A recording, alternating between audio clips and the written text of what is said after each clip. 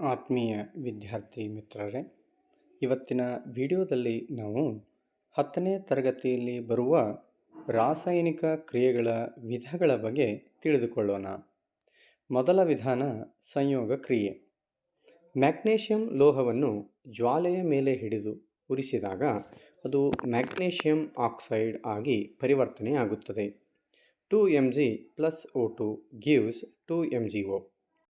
ಈ ಸಮೀಕರಣವನ್ನು ಗಮನಿಸಿದಾಗ ಪ್ರತಿವರ್ತಕ ಭಾಗದಲ್ಲಿ ಎರಡು ಪ್ರತಿವರ್ತಕಗಳಿದ್ದು ಪರಸ್ಪರ ವರ್ತಿಸಿದಾಗ ಒಂದೇ ಒಂದು ಉತ್ಪನ್ನ ತಯಾರಾಯಿತು.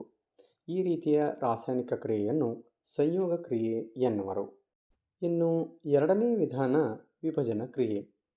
ಪ್ರತಿವರ್ತಕ ಭಾಗದಲ್ಲಿ ಒಂದೇ ಒಂದು ಪ್ರತಿವರ್ತಕವಿದ್ದು ವಿಭಜನೆ ಹೊಂದಿ ಎರಡು ಅಥವಾ ಎರಡಕ್ಕಿಂತ ಹೆಚ್ಚು ಉತ್ಪನ್ನಗಳು ತಯಾರಾದರೆ ಅದನ್ನು ವಿಭಜನ ಕ್ರಿಯೆ ಎಂದು ಕರೆಯುತ್ತಾರೆ.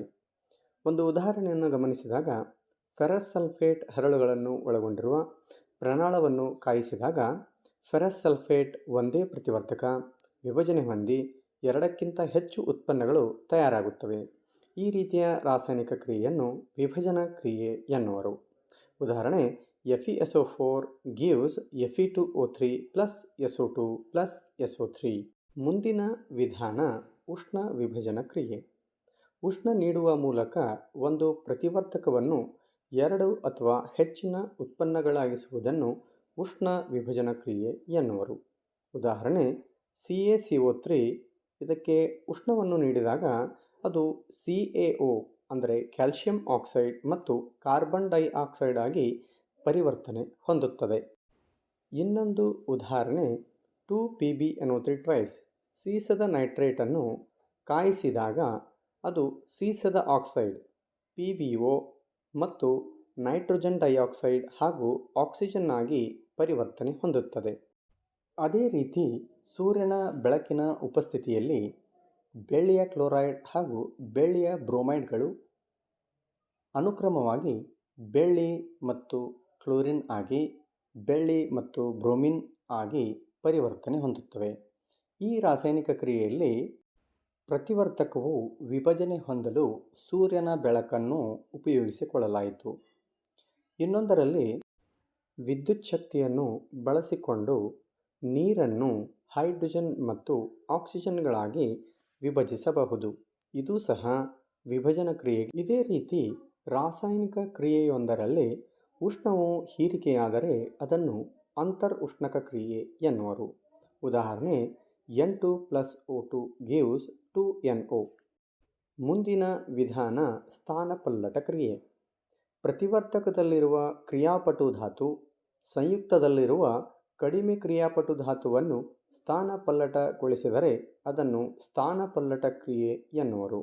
ಉದಾಹರಣೆ Fe + CuSO4 gives FeSO4 + Cu.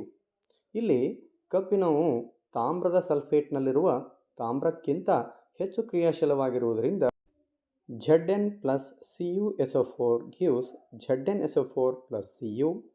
Pb + CuCl2 gives PbCl2 + Cu. ಇವು ಸ್ಥಾನಪಲ್ಲಟ ರಾಸಾಯನಿಕ ಕ್ರಿಯೆಗೆ ಮತ್ತೆರಡು ಉದಾಹರಣೆಗಳು. ಮುಂದಿನ ವಿಧಾನ ದ್ವಿಸ್ಥಾನಪಲ್ಲಟ ಕ್ರಿಯೆ. ಇಲ್ಲಿ ಪ್ರತಿವರ್ತಕಗಳ ನಡುವೆ ಅಯಾನ್ಗಳ ವಿನಿಮಯ ಕ್ರಿಯೆ ನಡೆಯುತ್ತದೆ. ಉದಾಹರಣೆ ಸೋಡಿಯಂ ಸಲ್ಫೇಟ್ ಹಾಗೂ ಬೇರಿಯಂ ಕ್ಲೋರೈಡ್ಗಳ ನಡುವೆ ಅಯಾನ್ಗಳ ವಿನಿಮಯ ಕ್ರಿಯೆ ನಡೆದು ಉತ್ಪನ್ನದಲ್ಲಿ ಬೇರಿಯಂ ಸಲ್ಫೇಟ್ ಹಾಗೂ ಸೋಡಿಯಂ ಕ್ಲೋರೈಡ್ ಉತ್ಪನ್ನಗಳು ದೊರೆಯುತ್ತವೆ. ಇಲ್ಲಿ ಸೋಡಿಯಂ ಸಲ್ಫೇಟ್ನಲ್ಲಿರುವ ಸೋಡಿಯಂ ಬೇರಿಯಂ ಕ್ಲೋರೈಡ್ನಲ್ಲಿರುವ ಕ್ಲೋರಿನ್ ಜೊತೆ ಸೇರಿಕೊಂಡು ಸೋಡಿಯಂ ಕ್ಲೋರೈಡ್ ಆಗುತ್ತದೆ. ಅದೇ ರೀತಿ ಸೋಡಿಯಂ ಸಲ್ಫೇಟ್ನಲ್ಲಿರುವ ಸಲ್ಫೇಟ್ ಬೇರಿಯಂ ಕ್ಲೋರೈಡ್ನಲ್ಲಿರುವ ಬೇರಿಯಂ ಜೊತೆ ಸೇರಿಕೊಂಡು ಬೇರಿಯಂ ಸಲ್ಫೇಟ್ ಆಗಿ ಬದಲಾವಣೆ ಹೊಂದುತ್ತದೆ. ಮುಂದಿನ ವಿಧಾನ ಉತ್ಕರ್ಷಣ ಮತ್ತು ಅಪಕರ್ಷಣ ಕ್ರಿಯೆ. ರಾಸಾಯನಿಕ ಕ್ರಿಯೆಯೊಂದರಲ್ಲಿ ಪ್ರತಿವರ್ತಕದಲ್ಲಿರುವ ಧಾತುವಿಗೆ ಆಕ್ಸಿಜನ್ ಸೇರಿಸಿದರೆ ಅಥವಾ ಆ ಪ್ರತಿವರ್ತಕವು ಹೈಡ್ರೋಜನ್ ಒಳಗೊಂಡಿದ್ದು ಹೈಡ್ರೋಜನನ್ನು ತೆಗೆದುಹಾಕಿದರೆ ಅದನ್ನು ಉತ್ಕರ್ಷಣ ಕ್ರಿಯೆ ಎನ್ನುವರು. ಉದಾಹರಣೆ 2Cu + O2 gives 2CuO. ರಾಸಾಯನಿಕ ಕ್ರಿಯೆಯೊಂದರಲ್ಲಿ ಪ್ರತಿವರ್ತಕದ ಘಟಕದಲ್ಲಿರುವ ಆಕ್ಸಿಜನನ್ನು ತೆಗೆದುಹಾಕುವುದು ಅಥವಾ ಆ ಘಟಕಕ್ಕೆ ಹೈಡ್ರೋಜನನ್ನು ಸೇರಿಸುವುದಕ್ಕೆ ಅಪಕರ್ಷಣ ಕ್ರಿಯೆ ಎನ್ನುವರು. ಉದಾಹರಣೆ CuO plus H2 gives Cu plus H2O.